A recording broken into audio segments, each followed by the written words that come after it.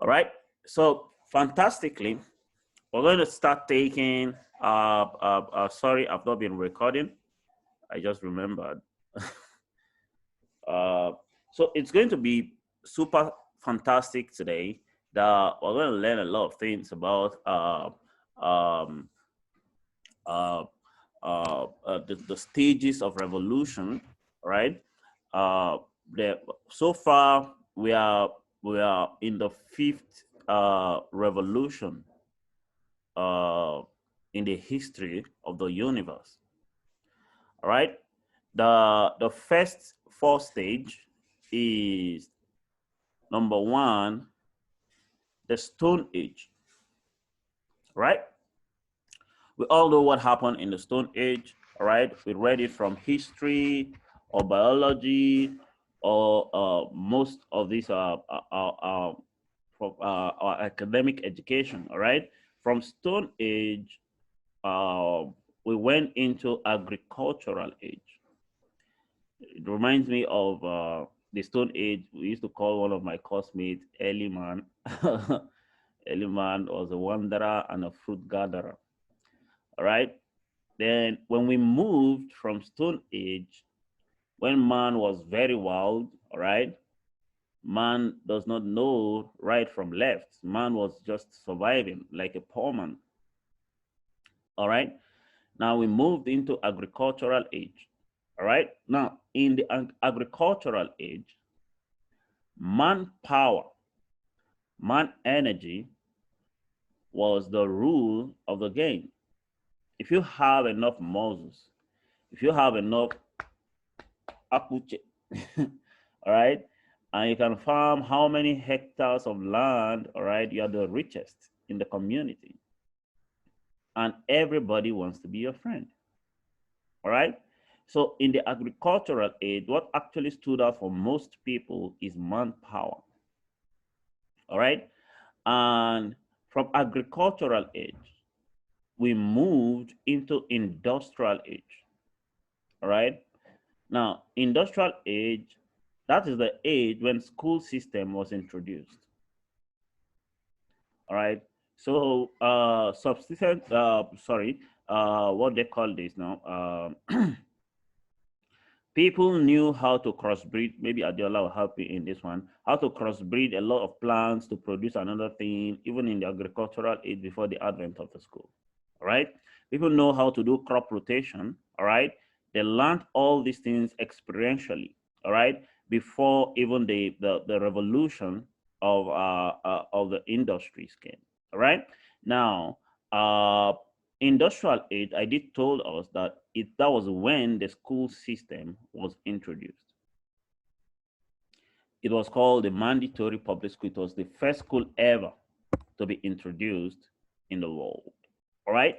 Now, when the school system was introduced, they knew there were a lot of adults out there already. All right. But they didn't go get the adults. It wasn't an adult school. All right. They started from children.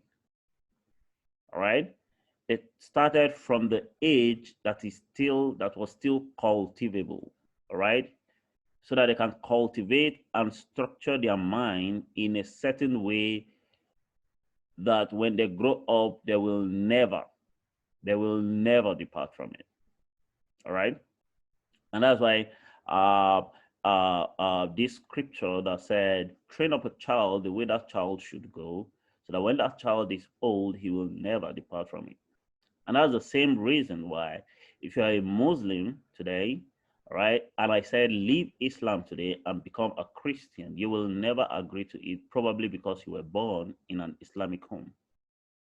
Now, have you ever thought if you were born in a Christian home? So also it happens for the Christians. There's nothing I will ever tell you, all right, as a Christian today, to become a Muslim today, that you will ever agree. Now, the reason is this. Foundationally, when you were a child, you were beaten into believing, having a solid foundation that this is how you should live your life for the rest of your life. And that is why it is very difficult to tell somebody who went to the four walls of the university that you don't actually need the A4 paper they gave you as a certificate to survive or to thrive or to become super wealthy. It doesn't make any sense to you. Why? Because the huge part of your life, for almost 18 to 20 something years of your life, you have been groomed and, and laid a solid foundation to grow your life on academic education. So there's nothing any entrepreneur will tell you that you don't need that you will ever agree. It doesn't make any logical sense to you. All right? The reason is this. You have been trained in such a manner that nobody can break that foundation easily until there is a disruption in your life. All right? For most people, until there's a as a disruption, die need that forces them out of that vicious circle of believing that academic education is what they need to thrive in life.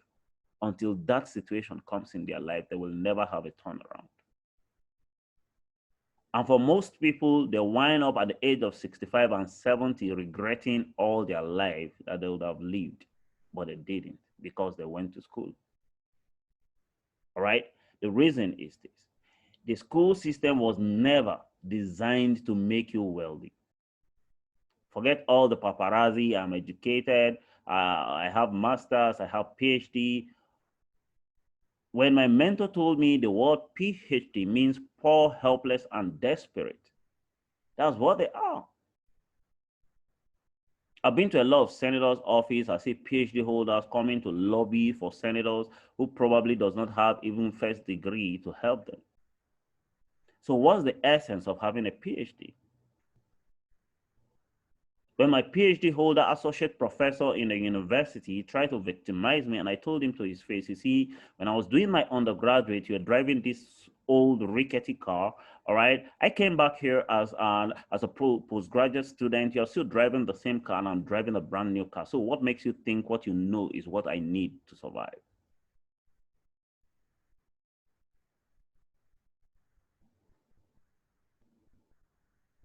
Am I making sense now? So the school system was never designed to make anybody wealthy. The day I read that Robert Kiyosaki's book, all right, if you want to be rich and happy, don't go to school. School system is okay, but it doesn't design any single human being for success. You can only be successful academically, career-wise. And the last time I checked, it's only poor people who build careers. Wealthy people build their dreams. They build their goals. They don't build their careers. And they have found a way to use a lot of phrases to hold these people bound in their minds. So when the Industrial Revolution came, the school system was introduced. Why? Because before the Industrial Revolution, during the agricultural age, basically, people were strictly building their dreams and goals. That was when aeroplane, the telephone that we're using today, the television that we're using today, a lot of inventions happened during the agricultural age. Right? And these guys knew, these guys knew, these guys knew that if we leave these people, all right, unattended to, nobody will be available to work in the industry. There was so much work than people who were willing to do them.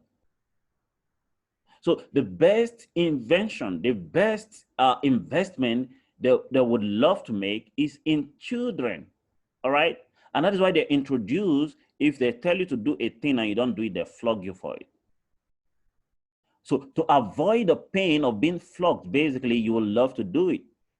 And anything you do long enough becomes your character. And that is why they also schedule our time by ringing of bells. They dictate when you should be in school and when you should leave, when you should eat and when you should return, when you should go wee-wee and when you should go poo-poo. They dictate every single thing when you were a child. Now today, you have a job. Your job owner also dictates all these things for you. As a matter of fact, so most of them dictate when you should even sleep with your wife, when you should be with your family, when you should eat, when you should take a vacation. And in some places, even while on vacation, they can force you back to the office. Why? Because they control everything about you.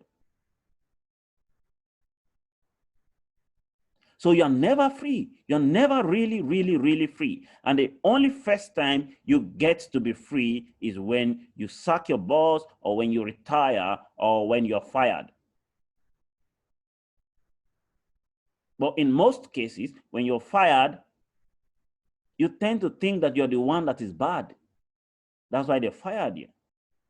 In as much as you are showing to everybody that is your boss that is actually bad. But in your inner heart of hearts, you think you are incapable. That's why they fired you.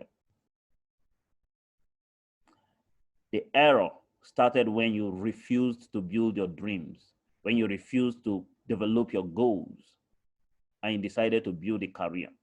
And the highest number of years a career can take you is 35 years. After 35 years, they relegate you and force you to bring your children to come and repeat the exact thing that you're doing or that you've done. All right?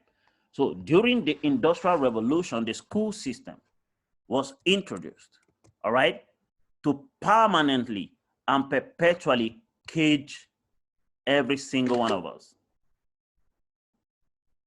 and cripple our dreams and boost the industry, all right? And one of the best things they did to get all of us is this: work for me for 30, 35 years and I take care of you for the rest of your life.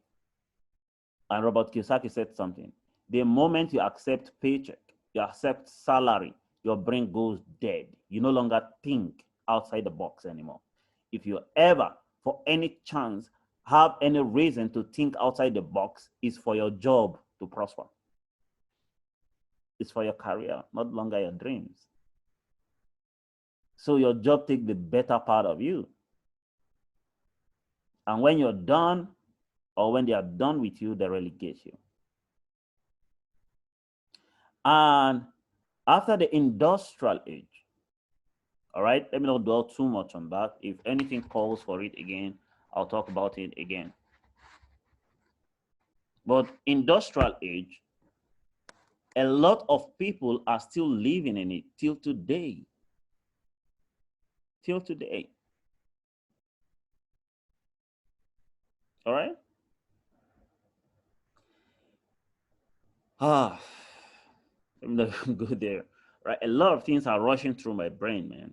And, you know, after the industrial age, we moved into the information age. All right? Well, the most person with the highest information, all right, leads or gets all the money. Meanwhile, the least person with the least information loses. And that's why poor people lose all the time. They lose at everything all the time. So I did say that during the agricultural age, what ruled the world was manpower. All right? But in the industrial, and what actually called is knowledge power. All right? Knowledge power.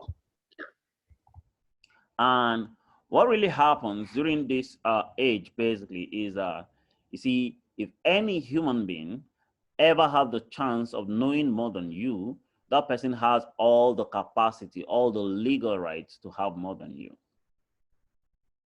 So during the information age, people like Warren Buffett, people like Bill Gates, people like Jeff Bezos took advantage. People like Donald Trump also took advantage of it. And all of them are billionaires today. Mark Zuckerberg is also there. All right? So the person with the highest level of information makes all the money at the end of the day. All right? So industrial age and information age deals with knowledge power. All right. And I've explained information to us here. All right. Uh, for anything, like I'm talking to you today, every single word I'm speaking is entering into you. In as much as I'm having a conversation in your with your mind, all right, because as I'm talking and you're listening, you're filtering, you're dissecting the ones that you think is correct, the ones that you think is not correct, all right? You're accepting the ones that you think is correct and discarding the one that you think is not correct. So I'm having a conversation in your heart, all right? So what the conversation, the words that you're hearing is taking form one way or the other in your mind already, all right? And you see, if you allow it to take proper form in your heart, when you leave this place, you're going to take some level of action, all right? That is information. And you see, and it's information, like I told us earlier on, that is being backed up with action that leads to knowledge. We call it experiential knowledge, all right? In the levels of knowledge, in the different levels of knowledge, all right? And one of the amazing things I would love to introduce to us, of which I'll hammer more a little on it before we move on, is this. Is the good news that we are no longer in the information age anymore, guys. So if you think information still rules, we're moving fast past information age now, all right? We're moving into the age called the age of the mind, the Psychozoic age, all right? In this age, mind power rules, all right? I've practically used this mind power, and it has worked for me personally over and over and over again. Probably one or two of us have been using it, all right, one way or the other, but we have not consciously seen that, you see, it's actually mind power, all right, that is making this thing to work out the way I want, all right? And at the end of the day, most of us attribute it to God, which is okay.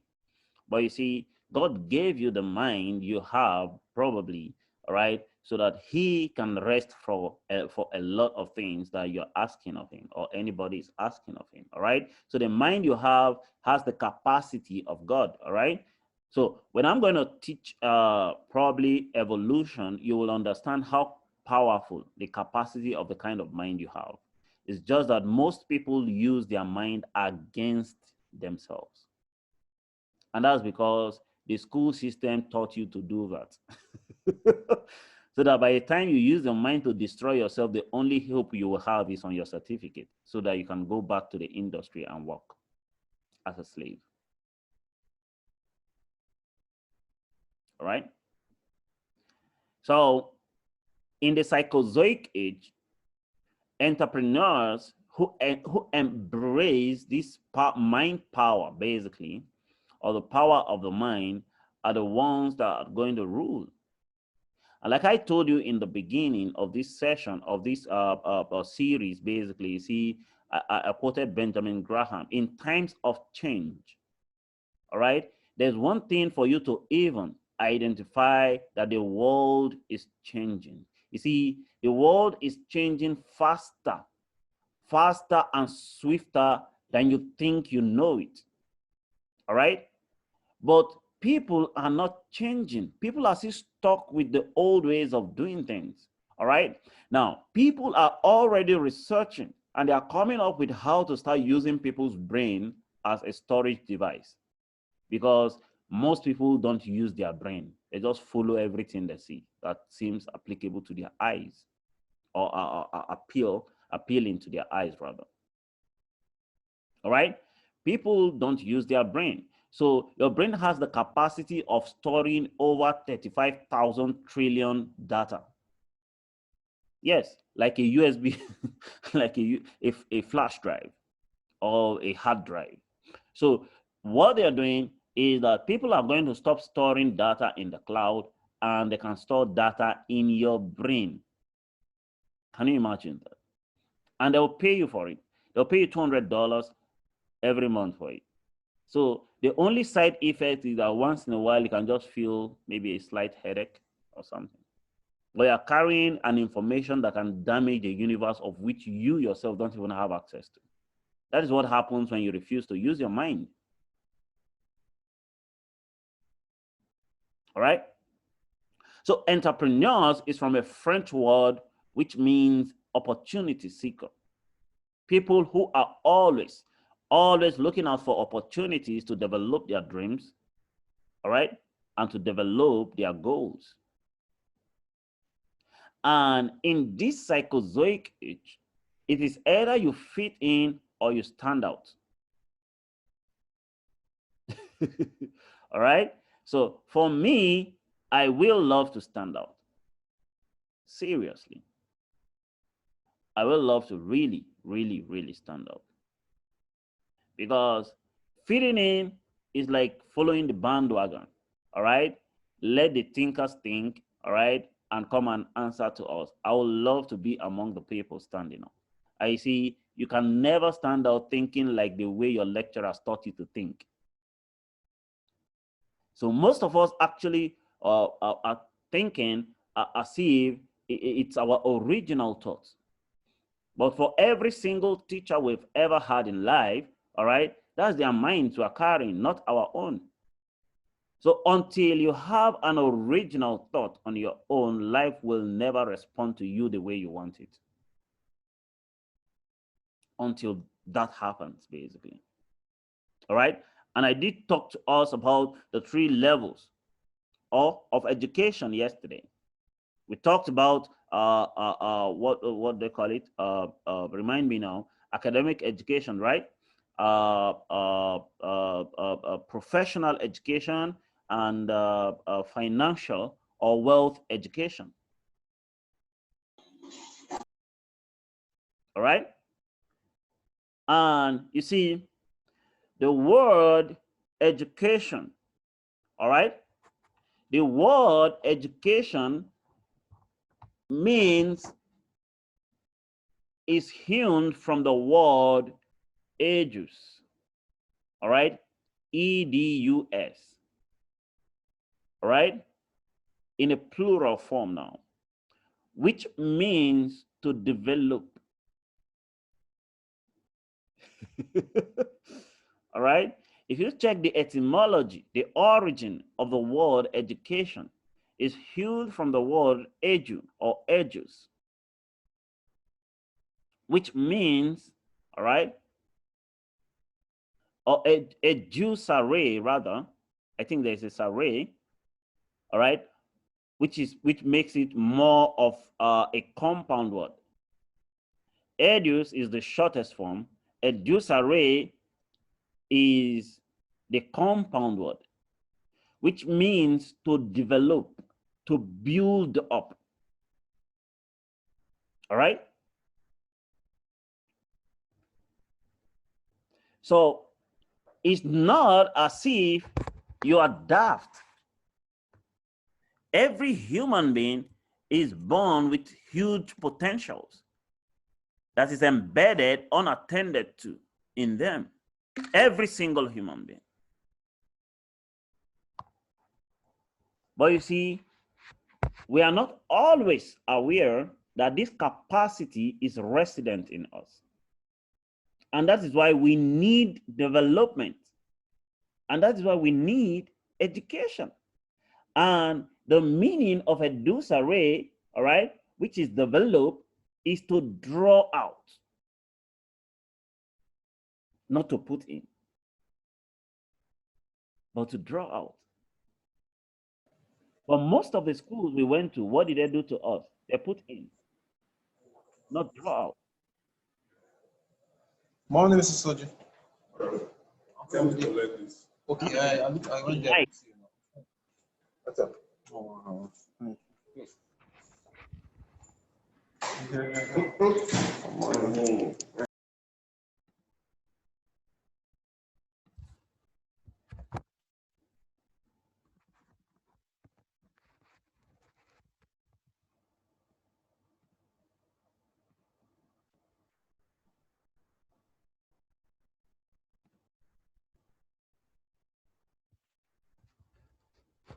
All right. it means to draw out. But most of what we learn from school is that a lot of infusion was done to most of us. That today we can't think outside most of the things that was infused into us. All right. So at the end of the day, we can't think outside of what was infused into us anymore. Meanwhile, the real capacity that we have, the real potential that we have is yearning for expression, for a bursting out. And we were taught most of the time to always look outside of ourselves. All right? And, Deepak Chopra said something. He said, most of us learned how to be object referrals. That means we look outside of ourselves instead of self-referral. What can I do to change this situation? All right? What should I do? All right?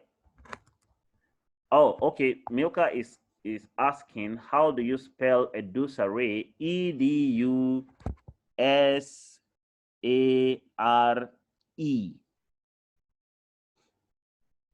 All right?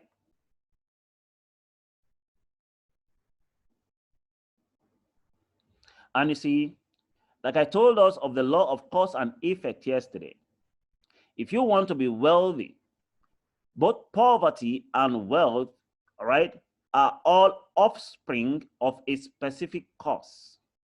So that you are aware that this cause is set in motion in your life or not does not exempt you from the result or the consequence thereof in your life. And that's why I took my time to lay the foundations I laid previously. Because one of the ways you can use to change your life to know that you actually have a very poor, ugly, and disdainful background and upbringing, especially in terms of our education, is in the result that the education has given you. If you check your life and it's not the kind of life you really want, you need to check your level of education. All right? You need to check your level of what? Of education. All right? Adiola, I want to make you co-host. Every new person who comes in that probably don't want to mute their mics, you can put them in the waiting room, all right? Or help them to mute their mics, please. Thank you, so that they don't get to distract me. All right, boss. Thank you, sir. And you see, one of the greatest resources, all right? Wipes. Wipe. Milka, be careful.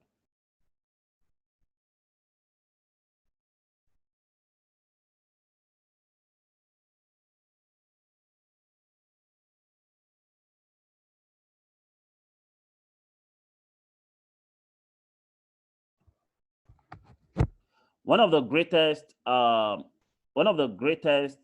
resources for wealth, like I told you yesterday, is information. All right. And one of the greatest resources where you get your information from are words, just like you're listening to me right now, just like you have always listened to your lecturers. All right. And probably the only reason why you decided to listen to your lecturers and they run your life up until today is because you feel they are certified and qualified to help you build your future, but all of them are poor people and they have built you to end up in poverty. And that's why for every single human being, especially in this part of the world, The only thing that we can think of is go look for the money, the kind of money that we know that we have never done anything to deserve this money, but we still want the money. Am I making sense now? We know in our heart of hearts that, see, this money that I am longing for, that I am mongering for, actually, I have not set any value, anything, any cost in motion to bring the money, but I still want the money anyhow. And I told us earlier on in the course of the early meetings, basically we've had, you see, any result you have, whose process of creating that result you are not part of, you will lose it. You will lose it. And I read Jeremiah for us. Like an ostrich that goes about laying or looking for eggs to hatch. And after hatching them, you realize, okay, snakes will come out of the eggs. Guinea fowl will come out of the egg. Normal chicken will come out of the egg. And by the time they look at the ostrich, doesn't look like their mother. So everybody will find their level. So is somebody who has money, whose true value he has not created. The money will look at him and say, this doesn't look like somebody that we want to stay with. And one of the ways that those things goes is too much expenses, buying a lot of things that you actually don't need.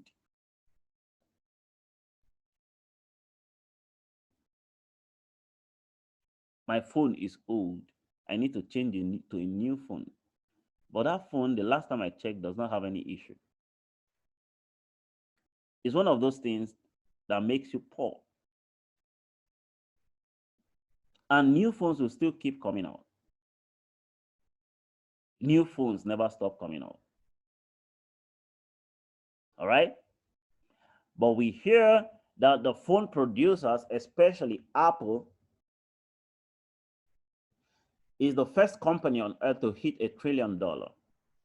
It's from your 350,000 hard-earned money that you used to buy XS Pro Max or XLO Pro Max and all the upgraded phones that they are using at every different corner.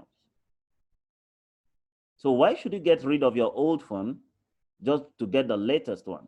To do a show off for people who probably will never pay your house rent when you're broke. And that's why you see the greatest disability of the middle class is looking good. All right? That's what directs them. The middle class, always concerned about looking good. I'm not against you looking good. As a matter of fact, I have this principle that you are addressed the way you're dressed, isn't it? That's one of the key factors, the key characteristics of public speaking, basically looking good. But if you're not a public speaker, you're not an entrepreneur, all right? You're just an upcoming nigger like me. What problem do you have with looking good? Who will look down on you? All right. Imagine when Mark Zuckerberg came to Nigeria, he was wearing a t-shirt like mine, just a darker version, and jogging the street of Lagos with no escort. Then that was the 5th richest man in the entire universe. All right. So like I said earlier on, let me not derail. All right. One of the greatest resources for wealth is information. And I said the greatest resources for information are words. And I did told us before, the same way sight is to the eyes, that is what knowledge is to the mind. Knowledge gives sight, gives direction, gives you foresight, gives you illumination to your mind. And that's why Haggai 4:6 said something. He said, my people perish because they lack knowledge.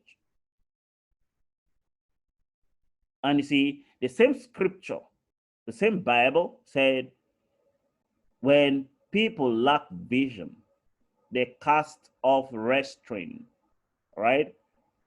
As time goes on, I'll go deeper in that scripture, but let me scratch it a little bit. When you are casting off restraint, the word restraint is from the word restriction, discipline. All right? So when you see somebody casting off discipline,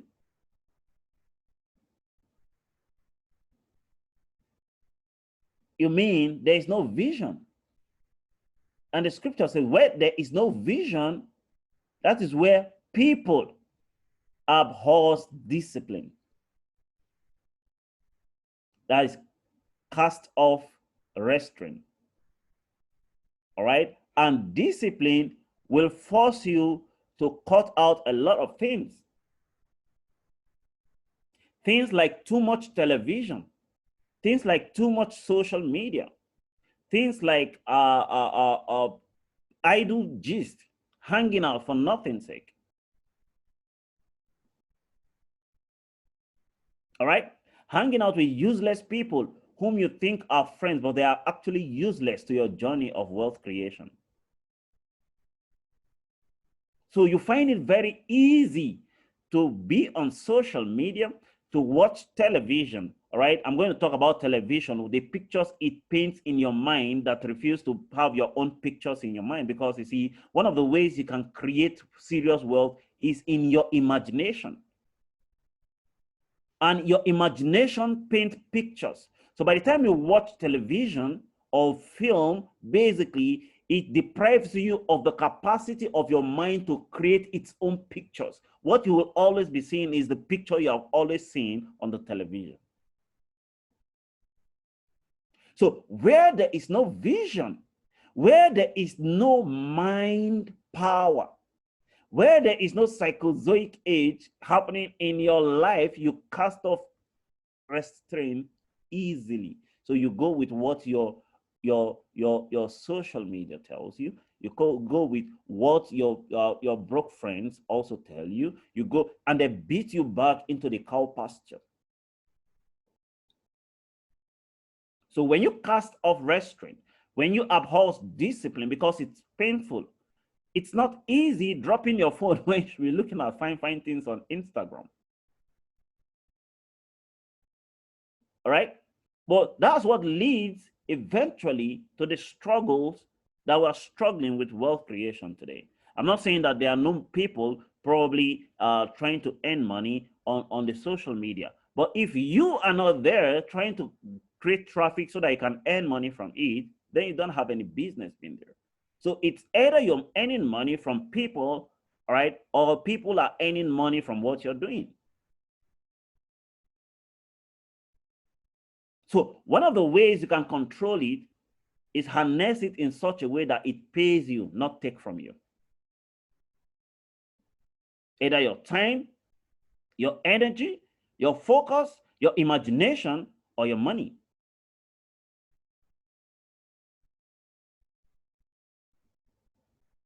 So the same way your eyes is to your sight, or sight is to your eyes, aids you to move from one corner of the country to another, or room to another, all right? So is the same thing knowledge is to your mind.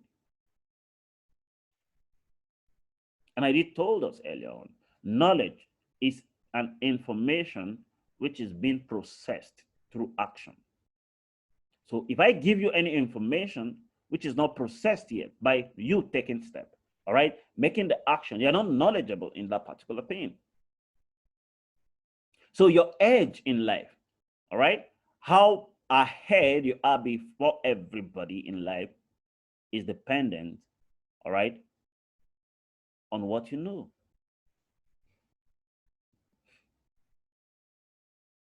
In what you know. So if you don't know that going to a particular office every single day of your life is adding up to a lifetime failure for you, you will be stuck there. And I did told us, poverty is when large effort produces small results, all right? And true wealth is when little effort, all right, is being amplified through a leverage to produce large results.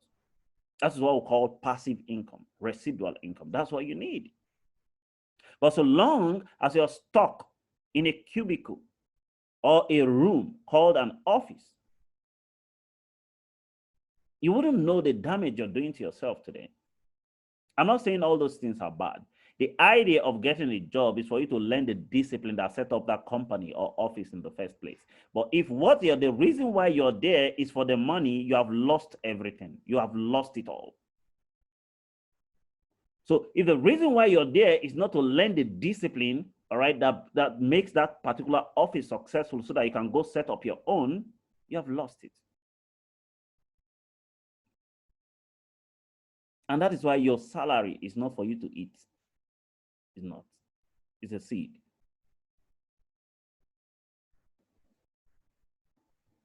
All right? And you see, all of us have this issue because all of us went to school. And you see, the problem is this. You can never solve the problem at the same level that created that problem. You will have to grow above that level of the that created the problem before you can solve the problem. What it means is that you cannot create or solve the problem of the damage our lecturers have done to our brain. We have to outgrow that level, all right? Most of the time, you will need serious metacognition to outgrow it. Because at every level of thoughts, your thinking, all right, your frame of reference still drags you back to what you have been taught all your life. And it's understandable because it took you at least minimum of 16 to 18 years to learn what you know today. So you will need a serious rush of knowledge to outgrow them.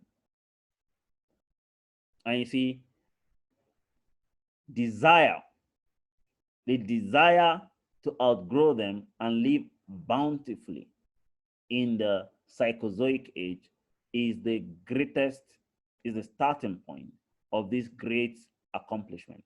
All right? If you must have this disruption, you must desire it so well that you will love it to happen.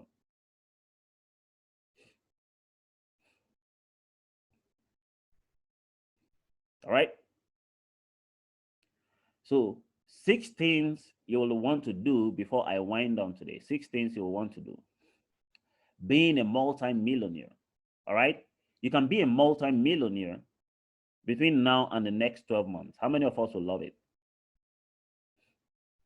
How many of us will love it? I mean in dollars, not naira.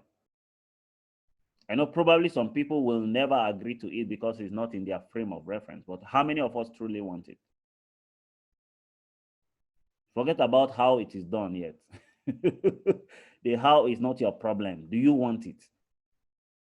Genuinely, all right? Like I said, desire. If you really don't desire it, all right, and you're just saying me or I want it or anything, basically because Martin said it, it will never happen for you. It won't. Just the same way you see a lot of men of God who you know are highly anointed, lay hands on some people and they still don't receive their healing. The problem is not with the pastor. The problem is not with the meeting. The problem is not with the church. The problem is with the receiver. Because there's something called faith and belief for any miracle to happen to you. So even if you say, I believe with your lips and you don't believe with your heart, it will never happen to you. Even if the pastor killed himself. So you hold your own miracles in your hand, guys. All right? So the same way, you don't even need the pastor to even lay hands on you for you to believe in the first place. Belief is not imparted, it's taught and developed within you. All right? And you don't pay anything for it. All right? So forget about the how. The how is not important. All right? So being a millionaire in the next 12 months, all right? Some people will do it in the next 6 months, all right? You need to also find an opportunity for that. Because you need a vehicle to take you from the level you are right now to the millions you're looking for. If you forget anything I've told you today, don't forget these 6 things. If you want to be a multi-millionaire, which is number 1, all right, it becomes a dream. It becomes a goal, right? You need to find an opportunity, all right, that will serve as your vehicle to the millions. When I say millions, and I'm dead serious, 1 million naira, you are not a millionaire, guys. You are just like maybe $2,000 or $3,000 richer.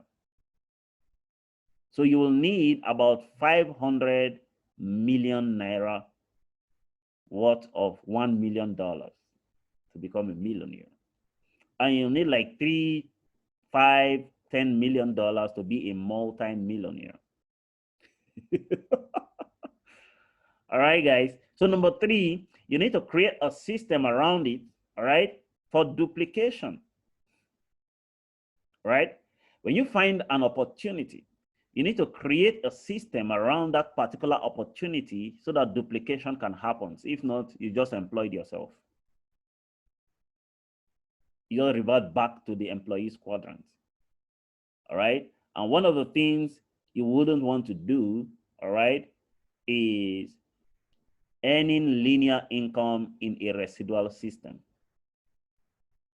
Because when you do that, without creating a system that works for you, basically around you for duplication, you just employed yourself, earning linear income. Then number 4, you need to obey the law of compressed activities. You need consistent effort in your activity. I don't mean, okay, put effort today, wait until next week. I mean every single day kind of effort. You don't leave any day unattended to, even when you're sick. Even when you're going to bury your father. You need to obey the law of compressed activity. If there's any day you break any rank, you go back to square 0 without you knowing. All right? And that is what keeps most of us poor today. We don't obey the law of compressed activity. And that's why you see, if there's any day you want to take 1 day off duty from your job, your employer frowns at it because they want you to come to the office every single day so that the law of compressed activity can be achieved. If you want to be wealthy in the Psychozoic age, which is the age of the mind, with mind power, you need and you must obey the law of compressed activity. And for you to get the results, which is number 5, you need to take in the action, which is number 6. All right? During the course of the meetings, I'm going to show us a lot of things that we're going to take advantage of. All right? If you forget anything, like I said earlier on today, don't forget these 6 things that I've shown us. There's so much more to be said, guys. But just like you guys already know, I'm addicted to taking feedbacks. All right.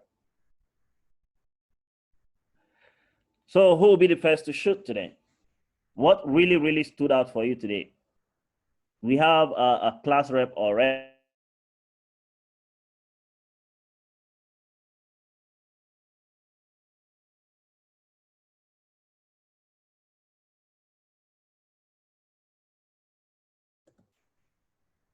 All right, we have a class rep already. So point number 5 is results and 6 is action. I decided to deliberately put it that way. It's supposed to be action before result. All right, but don't worry. As time goes on in the class, you'll understand why I put it that way.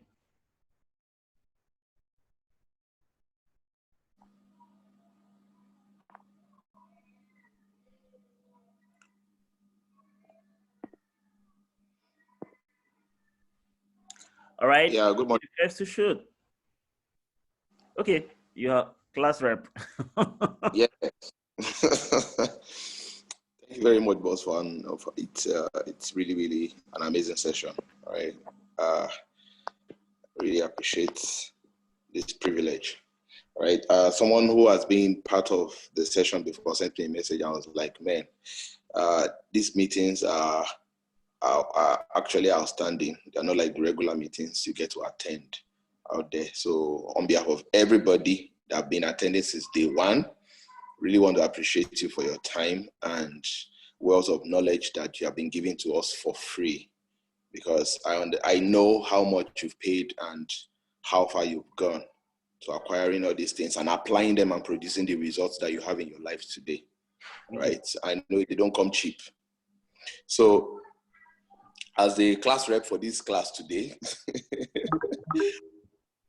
I think I'll be calling everybody one after the other according to how they appear on the participants. We have 19 of us here, minus 2, that will be 17. Dr. Amiete, you are the first to shoot.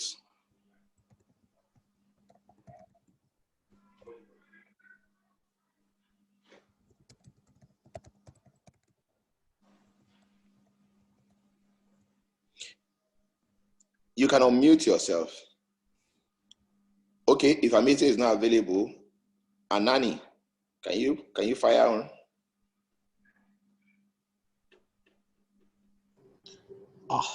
Mr. Dela, good morning. Yeah, good morning, boss. I have really been up and down. Seriously, I've not been consistent so far. I'm actually at a client's place, so if you see, I've been in and out, connecting, disconnecting. So I've just tried to listen, just the last part of it, where he said if you have a business and you're not duplicating, then you just you're self-employed actually, that you're not actually making money. Yeah, I got that. Yeah, that's great. What it simply means is that there is so much little you can earn from your personal effort. What really makes the big guns out there is leverage, right? And creating a system that enables them to earn from a lot of people's effort and not just their own efforts. Just like Mr. Martin said yesterday in the session, all right, where he quoted one of the first billionaires in America, John Paul Getty, who said, "I'd rather choose to earn 1% of 100 people's efforts rather than 100% of my personal efforts." All right. So that's so apt. Yes, you put it correctly. Thank you very much. I noticed you've not been consistent in the meeting, actually, like on and off, and we had to mute your mic and everything. There is no problem. That tomorrow is going to be better then. Yes, sir. Okay, Amiete is online right now, so we can have you. Good morning, all. Yeah, good morning. Good morning. I learned a lot, few of which is the fact that too much information can cause poverty of attention. Oh my Jesus. Wow, that's strong. And entrepreneurs are people who are always looking for opportunities. And of course, that's the only way one can. Thank you. Yeah, you're welcome. You're welcome. Hello, boss. Good morning, sir. Chine, Yes, boss. you can fire, sir. All right. Thank you very much, boss, for the opportunity. Thank you, MMA, for the lecture this morning. Now, I got very importantly that among the laws of wealth is law of complex activity. All right, and that's for me, it's a way to go, because I've seen that most of the times, because of one or two engagement and stuff that come on the way, sometimes this law is being not followed duly. But I really want to ask, in a case where there is a break of some sort, all right, and like MMA rightly pointed, I hope he's listening. Yep. Yeah. Right. Like he rightly pointed, that it goes back to square zero. How will one begin to build up again, as long as the law of compressed activity is concerned, to be able to meet up and then continue from where it was left? Yeah, boss, That's before you answer my the question, question. I'd like Chinedu to actually break down what he means by a break. Yeah, Chinedu. Sorry, I'm not getting it clearly. Yeah, I said before MMA answers, all right, I really want you to break down what a break means. When you said where there's a break or something. So I want you to really explain what a break means. He has gone. Oh. You know, at times people ask some kind of questions and we need clarity to be very sure of. Yeah, I think I get the question. Okay, the question will be pending because it's offline. Okay, it's available now. Yeah, boss, you can answer the question. You know, the thing is, when you're set to do a thing, my mentor taught me something. If you want to create a new habit, you need to do that particular thing consistently for at least 21 days, 21 to 27 days to create a new character. But if you want to make it a habit, you have to do it for at least 62 days consistently. All right. If peradventure that is your goal to creating a new habit or a new behavior, if you ever break any of the days, all right, you have to start from day one again. And that is why, you know, I define discipline for us, or self-discipline rather. Self-discipline is doing what you should do, when you should do it, whether you feel like doing it or not, just do it. But one of the strongest factors that lead to us taking the actions that we take today is feeling. All right? Like I did said in the first meeting. And you see, what actually leads to this feeling are thoughts, what we think on a daily basis. And what actually leads to the thoughts are programmings. Is our programming. And what actually brings this our programmings are words. We are programmed by verbal words. All right. I did say it. I did teach it in the last few meetings. You see, so if a certain a certain feeling that you are having is not for you to take the necessary action for the goal you want to build, is altered. Know that the root is somewhere there in the words that you're hearing. Because those verbal words are what leads to your programming, that leads to your thought, that leads to how you're feeling right now. And it's your feeling that will push you to either continue taking the law of compressed activity or not, or breaking on the way. So if peradventure, for any reason, you find a breakage somewhere, know that something has been altered. Something is not correct somewhere anymore. Because the last time you started out all fired up, all gingered up, all ready to go, as if the 62 days will end in few seconds. But you see, the discipline and the commitment is found not in day 1, not in day 2, not in day 3, probably not even in day 7, probably in day 20.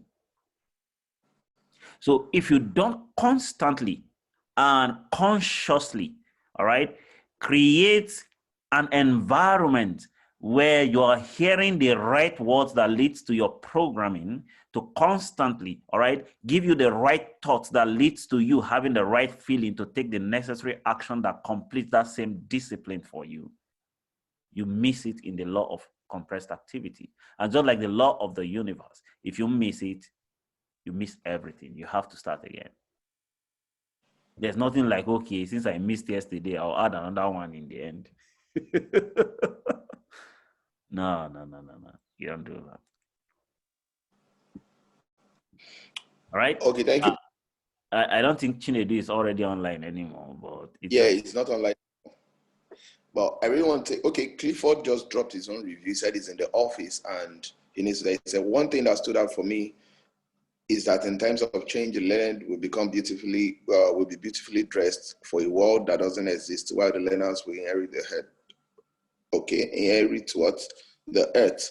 And by that, I got that as a learner, there's a process to everything. So in business and investment, I must apply the right steps to it to achieve success. As a learner too, I must be consistently disciplined. All right, nice one from Clifford. Okay, Edison and Steven, you are up if you are available. Isaiah Joseph, can you hear me? If you're available, you can come up. Unmute your mic and speak up. Israel, please get ready. Well, good morning. Yeah, good morning. Yeah, actually, I came a bit late, so I'm trying to catch up with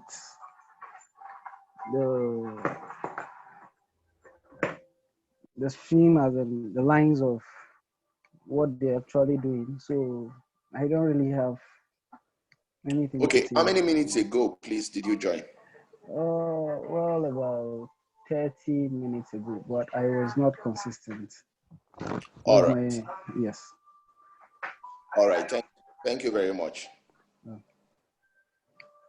Yeah, Edison and Steven said, thanks to Clifford. He invited me. This is my first time. Yeah, I think I saw you on the meeting. You've been here. All right, no problem. If you don't want to drop a review, Israel, are you available? I know Kende is camera shy and he doesn't want to talk, but you can drop it or unmute your mic and say something. All right? It's actually a tradition for us to get a review after MMA session, please. Okay? Kende, you can come up, unmute your mic. Madam Milka, get set. Okay, Milka, you're up, please. Okay. Good morning, everyone. Yeah, good morning, ma'am. All right, one thing that stood out for me today is I've learned that I must be disciplined to cut out some useless events in my life that are not necessary, like watching TV or constantly being on social media, or having useless gist that can occupy my mind. And then when I want to clearly see or clearly envision what I want to create, I cannot do it because the picture of all those things I'm occupied with will keep coming up in my mind. Thank you. Thank you very much, ma'am. You're welcome. Okay, Mr. Collins, you have anything to a review, a feedback?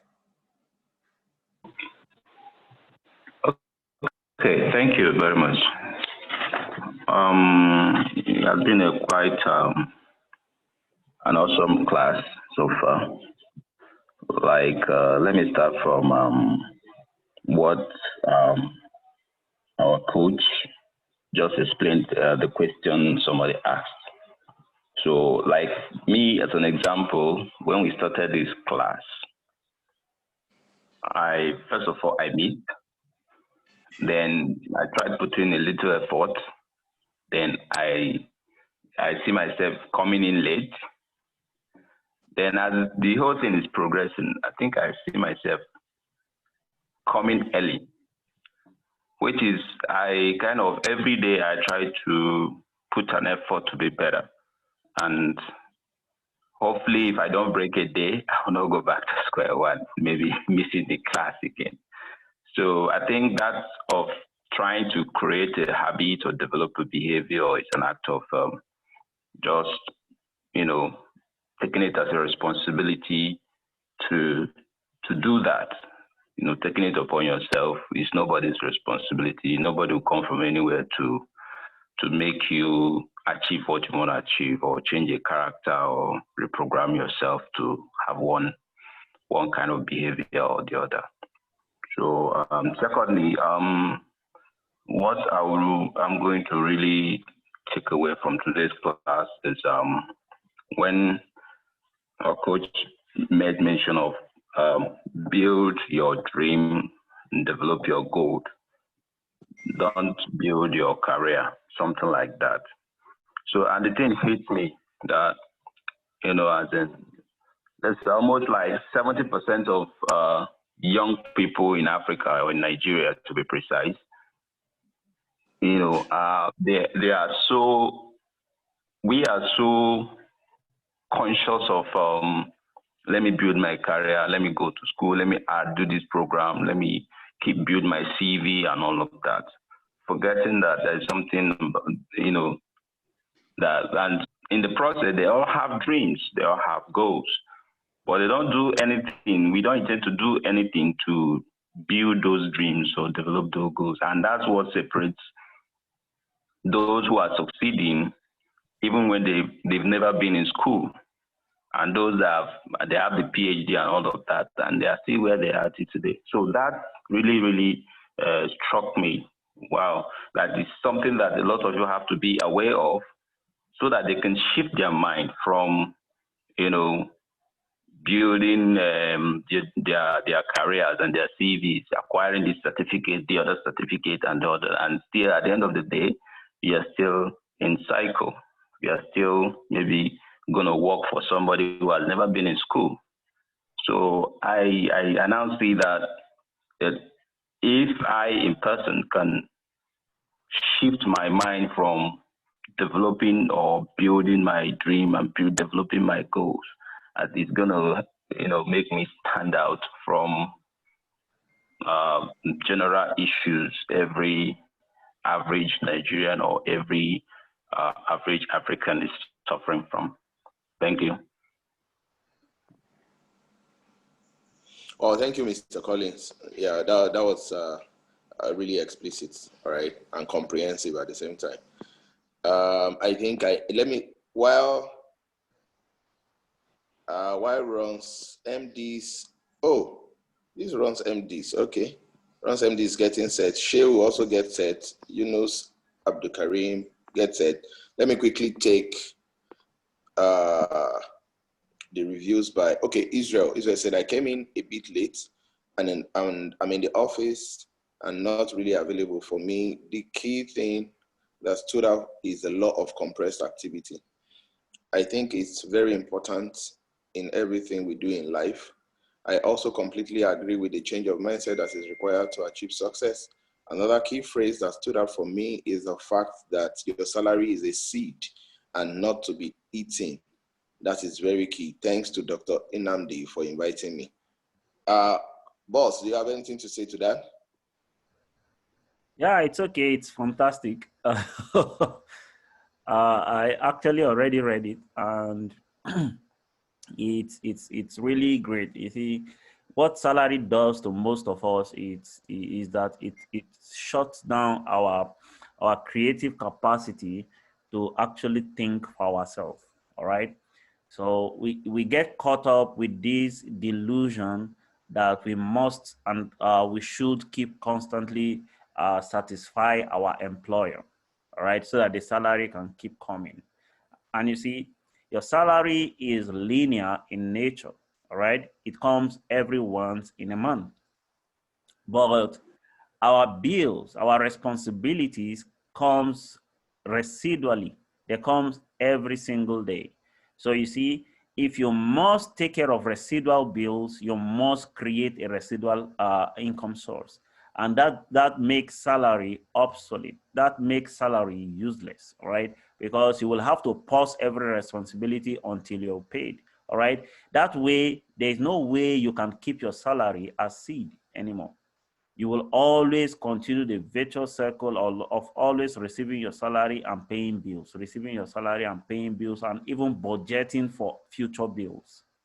All right, future bills like school fees, like house rent, and all basically. But if you have a good a residual income source, basically, you wouldn't. And like I said earlier on, the essence of you being in the particular office is not for salary. It's for you to learn the discipline that set the office in motion and running in the first place. Learn how the mode of operation is done in the particular office, so that you can have an adequate experiential knowledge on how to set up and run your own personal office by the time you want to run your own company. All right. So for most people who are working today, that's one of the key things you need to always look out in your particular office, not just probably do your duties and wait for your salary. All right. Let me not take too much of our time. I think some people need to talk as well. Yes, let me just quickly take this one. Okay, a dishonest student said, what stood out for me is discipline and consistency to build habits and behavior allows success and yields profitable results. Yeah, great one. Okay, Kende finally dropped his own. My major take home in this session, I beg your pardon, is discipline and consistency. One has to strongly adhere positively to these two factors while building a new habit. Then Amiete responded, salary is a seed not to be eaten. Please explain. All right. You see, when God made Adam and Eve, he put them in the Garden of Eden and gave them an assignment, all right, to name everything. And he gave them all manner of fruits, all right, to be eaten, and forbade them to eat one particular fruit, all right? And when Adam fell, all right, when Adam fell, Adam actually did not fail. It was God's project that failed. Am I making any sense now? True. But God did not fail. It was his project that failed. All right? And Adam did not fail as a person. He failed as God's project. All right? Now, a curse was laid on man to till before he eats. All right? But when the second Adam came, he lifted up that curse. And the only labor that we are allowed to labor as children of the Most High is to labor to enter into the love of God. All right? So at the end of the day, if you have to labor, to sweat, to eat, that means it's a curse. All right? So if there's anything you need to labor to do is to enter into the love of God. So if you ever have to sweat for you to eat,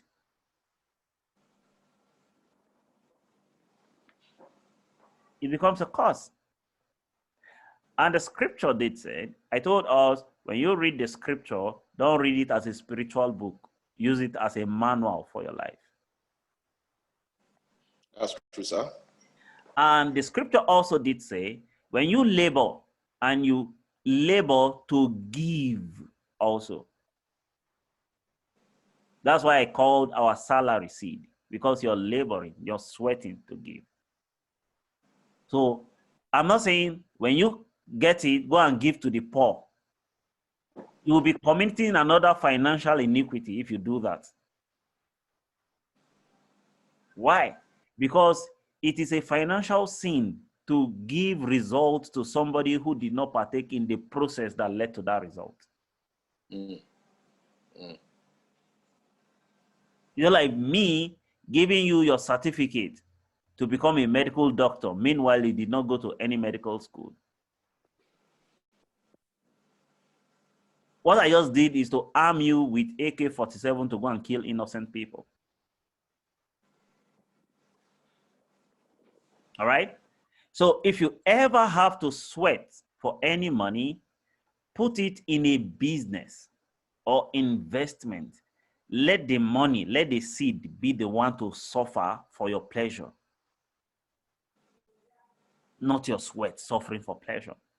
And that's why I told us in previous classes, until your money produces profit up until the third generation, that's your wealth there. That's what you should use.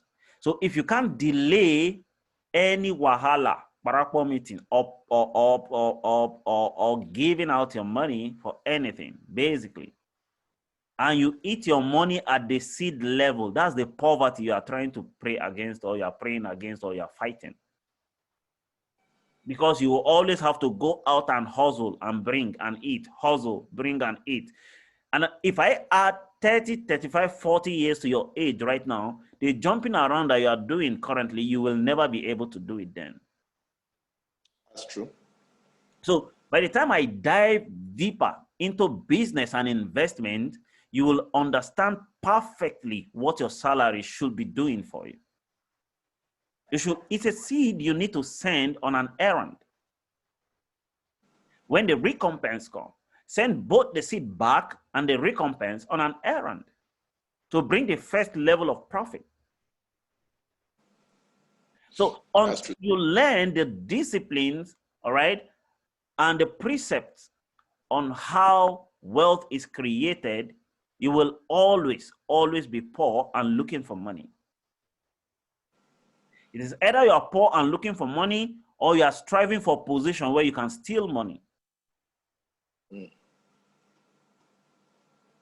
So either way, and it becomes very bad when you're looking for positions to steal money.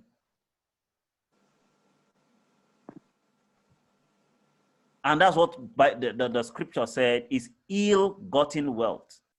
It will develop wings and fly away when you needed it the most. And the most time when you need money is when you are old, when you are elderly. That's when you need money more, not now that you're young. So when I see young people eating their future, all in the name of carrying big mobile phones and being in vogue. Because it's like borrowing from your future and eating it today.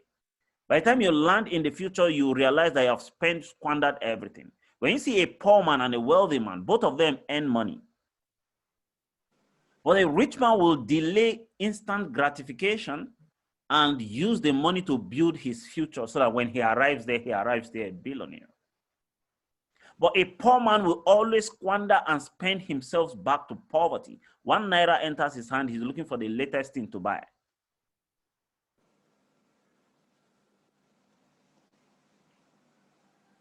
So at the end of the day, if you ever have to sweat,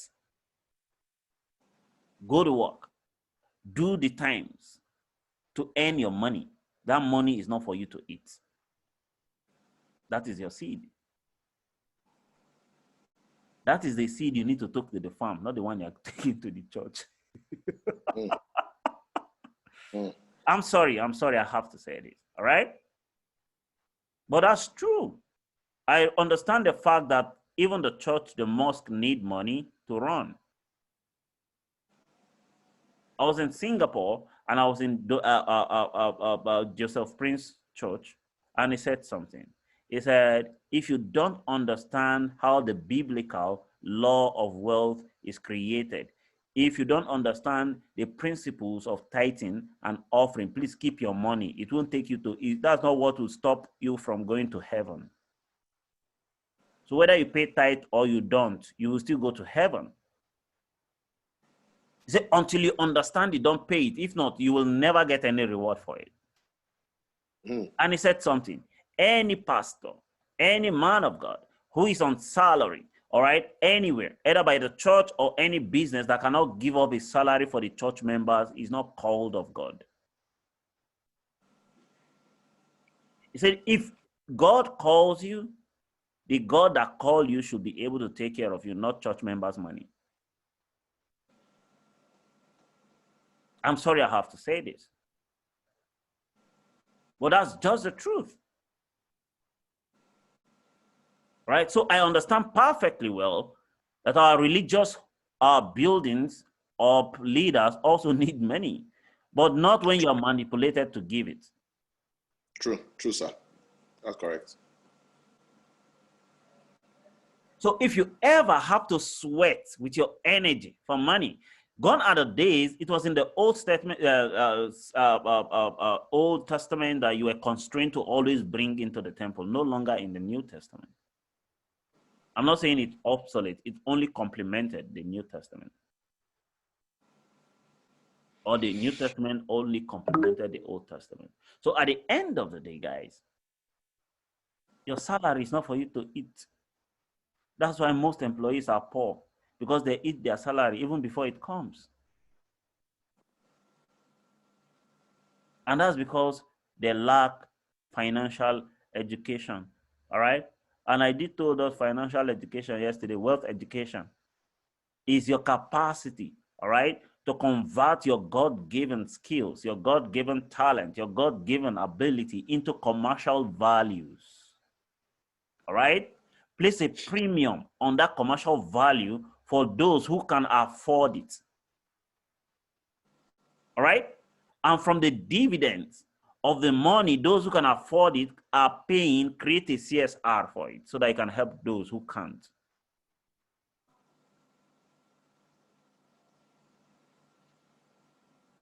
So if you really want to be wealthy, you must develop. That's why I talked about education today. It's a buttress to wealth creation or wealth education that I defined yesterday. So you don't always look outside of yourself. Your certificate is outside of you. You don't look at your certificate to survive.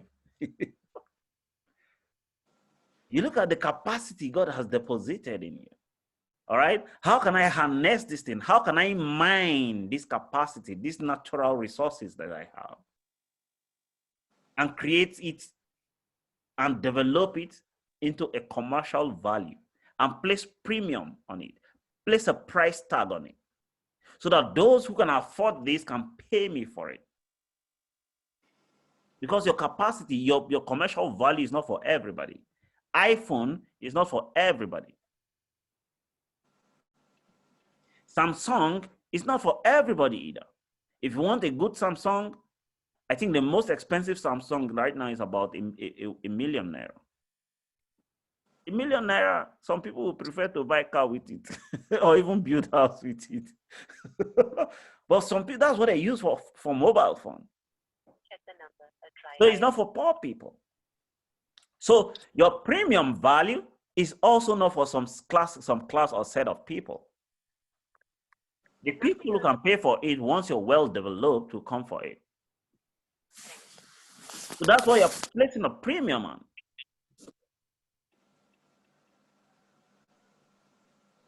All right. So Doc, does that explain that already? Yes, thank you. All right. You know, boss, just a little reminder of what you said yesterday. You know, the greatest liability of poor people is survival. So if you actually don't want to belong to the class of the poor, doesn't want to end up as a poor man, then you should be thinking of thriving instead of surviving, because that's actually that's what you're meant to do. You're meant to thrive and not survive. All right. So yes. Shehu just mentioned something. He said, my major constraint is consistency. I am always distracted based on my past experience, but I am overcoming that already. Wow. Shehu, do you want to share how you're overcoming it? Shehu, are you online? Some of us are still struggling with that too. So can you kindly share how you're overcoming it? You can type it in the comment section if you don't want to talk. Exactly. Yes, sir, I'm online, boss. Okay, great. Yeah. So how you've been, what routine have you been doing currently that is making you overcome the constraints of consistency? Well, in the first place, I'm changing the circle of people I associate with back then regarding a lot of people who have actually been deterring me regarding or always frequently remembering me regarding my past experience on leverage. Wow, association. Wow. Yes. That's great. Yeah. That's one of my greatest thing I'm working on right now. Wow. You're talking about association. Yes. I don't, for the past 5 years now, I don't think I've spent 1 month that I don't find a way to see Mr. Martins within a month for the past 5 years. I try as much as possible, even if it's just for 1 hour within the month, I must see him. Because I realize that whenever I'm around him, there is this energy based on the kind of things he discusses and instructions he gives and all that. You know, that's a very good way of reminding me of where I need to be and what I need to do to get to that location. So association is a vital key in our journey to growth and success and actually changing our paradigm. Because Mr. Martin said yesterday, you can't be associating with the same set of persons that produce the results you have currently, and you expect that your life is going to change. If you want your life to change, you need to change your association, basically. So thank you very much for that, Shehu. You're welcome, sir. And that is what has actually been keeping me going with the team as well. Oh, wow, awesome. Yeah, awesome. Because we've actually gone a long way. I believe, let me cut it short, we'll be more than 5 years together. That's true. That's true. That's true. Thank you very much. My greatest thank is to Mr. Martins. Anytime I think hopefully if I'm not in Abuja by December before Xmas, I should be in Abuja, hopefully first week of January by God's will. Wow, fantastic. Thank you very much. Thank you, sir. I'll locate you, boss. All right, sir. No problem, sir. Thank you, sir. Thank you very much, boss. Yeah. All right, Yusuf, are you online? Want to drop your review? Yes. Briefly, Yusuf.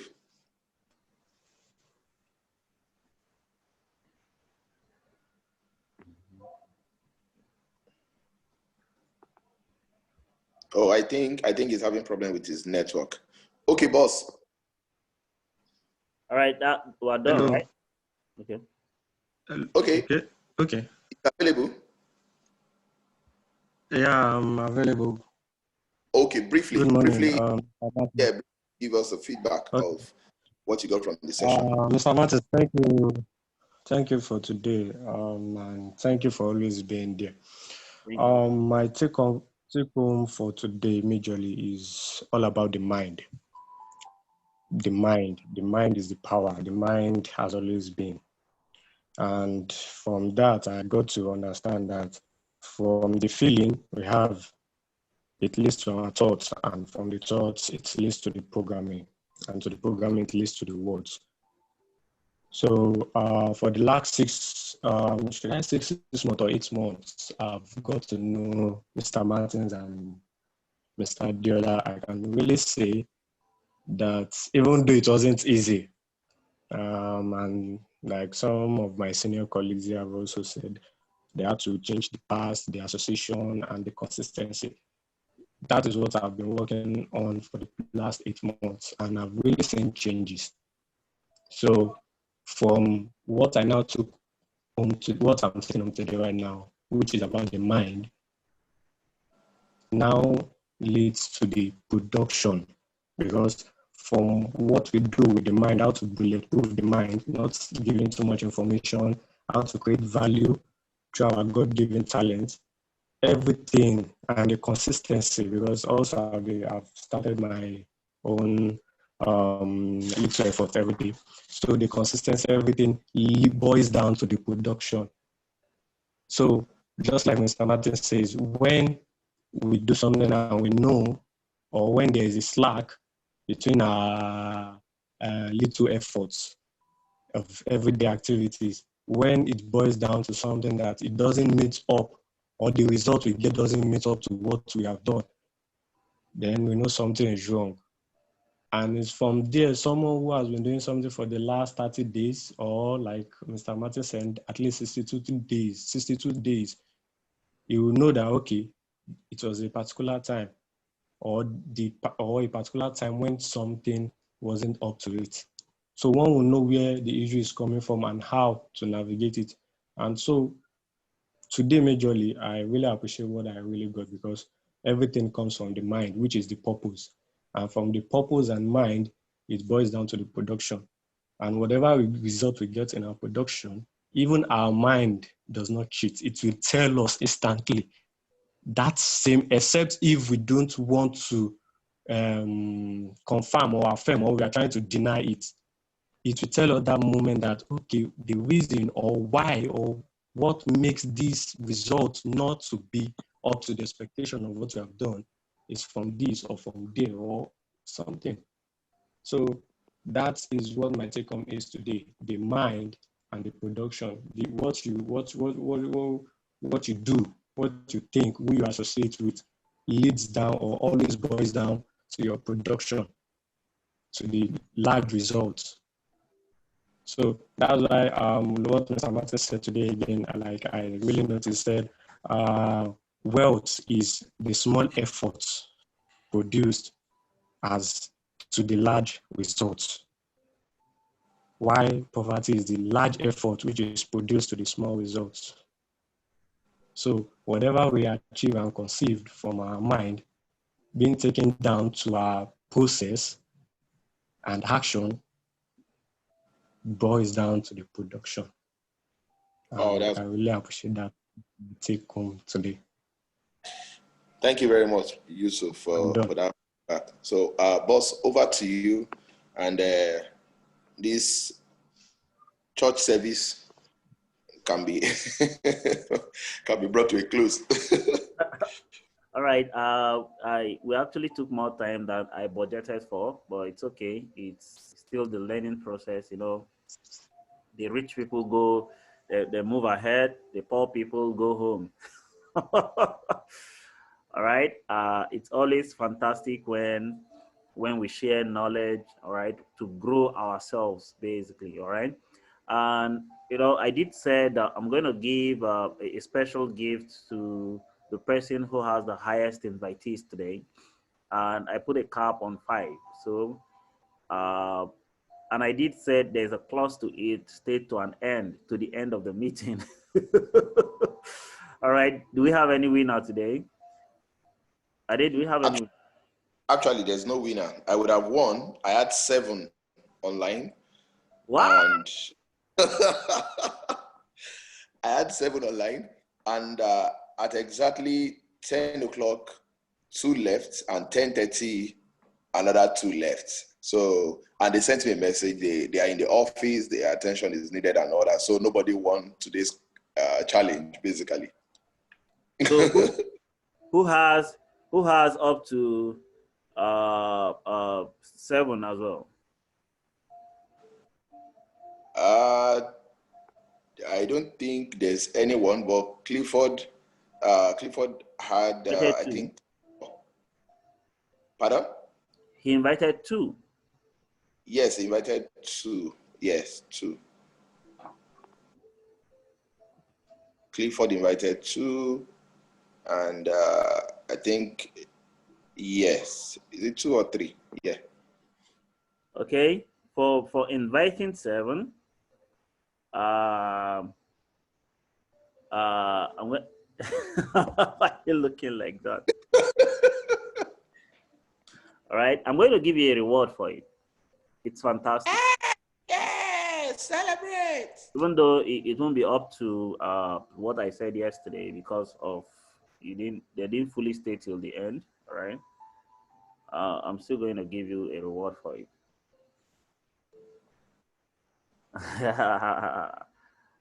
All right.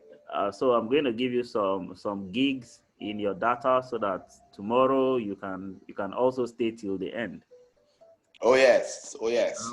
Thank you, boss. All right. So for as many people, here is the deal. If you have up to 5 people that you personally invited for the meeting and they stay till the end of the meeting, I'm going to give you 20 gig worth of any internet you're using for your data. Is that okay for everybody? All you need is just 5 people. Yeah, that is okay. All right, great. So have a nice day, guys. Let's build more community of learners, all right? So that by the time we gather together, nobody is pushing everybody behind because they have low thinking mentality anymore. All right. All of us will reason at the same frequency. Correct. That's correct. All right. So thank you very much. Have a wonderful day. Then for those of us already on board Scrap It, I think we need to to have a quick meeting. All right. So Ade, arrange that so that we can have a quick meeting anytime, probably on Zoom again. Yeah, can we have it today, boss? Why not? Absolutely. As soon Okay, as please. 12 o'clock. okay. No, let's make it 2. 2 o'clock. Okay. I mean, That's fine. already, That's fine. as in not guests now, people who are already in. Yes, I'll do that immediately. All right. All right, guys. Everybody, have a nice day. You too. See you later. All right, sir.